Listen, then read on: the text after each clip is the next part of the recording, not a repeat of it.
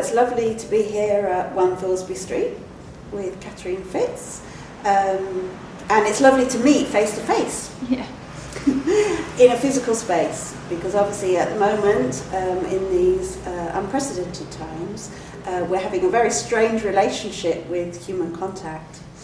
And it's lovely to be here and to walk into the space and see this body of work developing within the space whilst you're in residency, working towards your solo show. And body seems like a really good place to start, particularly in relation to the particular circumstances that we're in. And I wonder if you could talk a little bit about what body means to you in relationship to your own practice.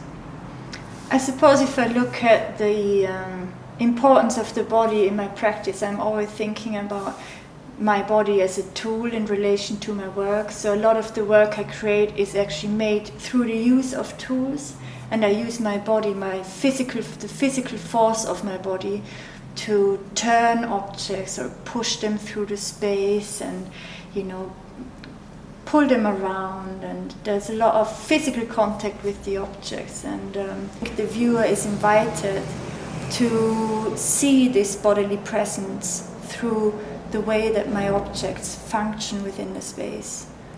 Yes, and it is obviously there's an architectural inspiration, and in a way for me that operates as another body talking into the work. Obviously here we're sitting in this amazing space, and there's a very strong feeling of kind of architectural history, and I'm sure that this is going to talk into and influence your work. Definitely. Spaces, they in a sense become bodies as well. We can see especially in this space or in other spaces I've worked before, the paint is crumbling down, it feels like the skin. This particular space has got open areas where water runs in, so I consider them as wounds of the space. We've got the pipes and the tubes that run through the space. They could be considered as the veins that give life to a space and that are designed for human needs, for our bodies, of how we function around these bodies. And I take the structure of the space, which I consider a body, and I deconstruct it and feed it into my own work so that there is a conversation taking place. Yes, and that sense of conversation feels often in your work like there's an essence of translation. So translation between materials, between ideas, and between spaces. And from talking to you previously about your practice, language is very much, I think, a catalyst for you. From the titles that you give work, from knowing that you're yourself multilingual, and from using language as a way of generating practice. I wonder if you could talk a little bit about what language means to you in terms of your process and your work. Language is something very important in my life to start with, and I started working with these casting and mold making processes, and I discovered that actually I'm creating a sort of language where the byproduct of the making process become part of this vocabulary, and through laying out these different this grammatical structure of a sentence, the viewer kind of is invited to bring the different bits together and dissect in a way the language that I'm presenting. So the way I use language or translation in my work is by taking one object and feeding it through the process until I exhaust their form and shape, as if it was a sort of organism that is mutated or changed or pushed through a metamorphosis. So there's a real interesting state of friction that I think you alluded to there that I see in your work, which is this state of exhaustion and this state of play, which I think probably feed in from your use of language as a generative process. I'd be interested to hear about the relationship with play and the spectator. So what happens in exhibition, I feel, is that your work becomes a very playful invitation, and yet there is also the sense of this kind of remnants of physical work and exhaustion there, and that holds an awful lot of friction. Does that feel like it's part of the process for you? Every process, every time I start to work within a space, I observe the space as if it was material in itself. And I think once I understand the space, I can really start playing with it. And I think nowadays I feel that there is a bit of a disconnection between the viewer and the space and the work as well. So for me it was important to bring a playful side into the space, to bring the intimacy of the studio space into the viewer's experience. And so that the viewer for me is kind of like a line that feeds from one object to the other. So air and the viewer, they're as much material as the actual objects in the space. So in a sense, it's like a multi-log. And this sense of kind of the multi that you talk about, I know that often you play into space with a sense of multitude and a sense of repetition. And again, that sense of repetition is so strong in so many aspects of your work, and I think is part of the way that you work through a new body of work is through this sense of translation and repetition. And so how do you see repetition as a framework for what you do? It's when we repeat things, we get into a flow, we kind of forget what's around us. And I think a flow is something very healthy, to get in a flow, to have this meditative relationship with your work. And I see that repetition has become important for me in my work, because I can really enter in a state where I can let go and just let the work tell me what to do, instead of me thinking about what the work should look like. And so it's kind of like thinking it from the inside out. It's not the starting point that counts, it's maybe the in-between stage. It's the process, not the finished object. And that's why I'm actually interested in showing objects of process together with the work, to, in a sense, question this relationship that we have with the overly commercialized object in the art world.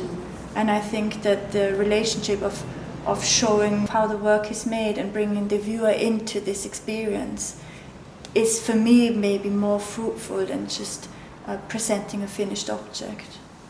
Yes, and that sense again of playing a conversation out through space, which I think we see very strongly in the sense of iterations that you use.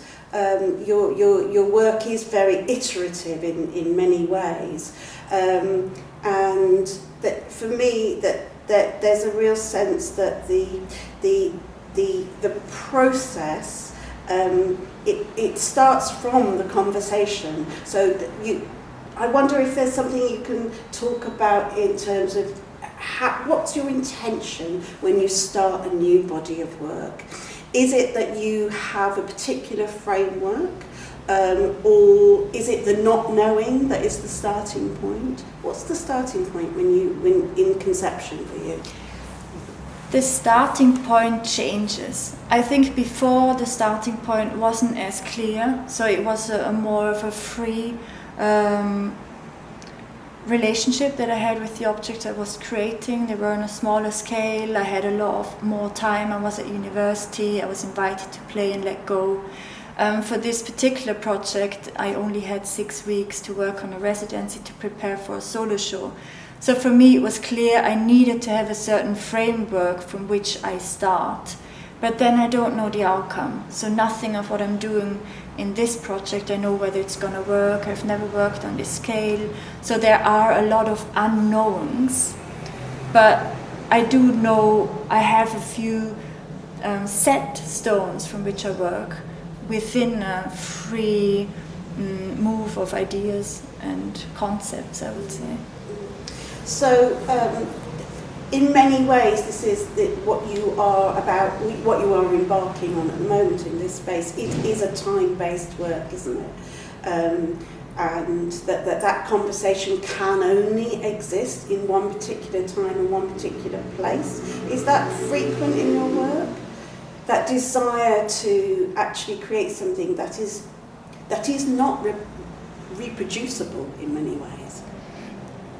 In some projects before, I've worked like this, so I would cast onto an object and it would collapse onto the floor, so it's a very temporary work that could never exist as such. I think in the work as the turnings, for example, in making, there is definitely a time factor involved. You can imagine how long it must take to turn these objects. The viewer is invited to imagine how the work has been created, and you can see this in this particular project as well. The viewer will be invited to imagine where things have been moved around or taken from, or what conversations they're having with objects within the space, or maybe some things are left open to be considered to finish in the future. So there is definitely a time factor which is very important in this project. There's a very strong feel that the way that the work is being developed will relate directly to its staging. So it's almost being made and staged at the same time. And I just wonder if you could, does that feel true to you? Definitely in this project it's as present as it has never been, because the studio, the gallery space is converted into a studio space. So everything that we see has been made in the space. I have to think about the structure of the space in order to make the work. And I love this idea of bringing the intimacy of the artist studio into the experience of the viewer, because there is this mystery about how things are made, and I don't want to necessarily totally undo this mystery, but I think bringing bits in is something that fascinates people, and I find it fascinating as well how things that surround us, or generally objects, are made, and to understand these processes, and maybe that will then change the way that we look at our environment once we leave the gallery space. Because for me, in the end, I think art starts outside of the gallery space, when what we have seen within spaces, or what has been presented to us by artists, it animates our imagination and makes us experience the outside world in a different way. And that's that's why I'm so fascinated by art, and that's why I love it so much, because I look at things differently. Well, that sounds like the perfect invitation to your up-and-coming solo show. Could you just tell us a little bit, I know you don't want to give the game away, obviously the work is being developed, and I'm sure parts of it will be a surprise to yourself as much as to us, but I wonder if you could just tell us a little bit about when is it on, and how can we get to see this work? So the show is going to open on Saturday the 10th of October. It will be an afternoon opening, because due to the conditions we are facing with COVID, we have decided to do an afternoon opening. It's going to happen at One Thoresby Street in Nottingham. There will be a booking system, but people can also turn up and potentially just queue in case so many people turn up. And then, the show came about because I won an award last year as part of the New Art Exchange Open, and the One Thoresby Street Production Award has been given to me to do a 6-week-long residency with the following solo show. And this show is going to be my first solo show, and I'm experimenting with the space, which really is ideal for me. It's an old Victorian building. It's a space full of character. I'm going to work with the windows present and the different, special characteristics and historical features that we find within the space. And on that note, I'd like to say thank you very much, Katharina. Thanks to you. I'm so looking forward to seeing the show, and I wish you all the luck in the world with the residency. Thank you.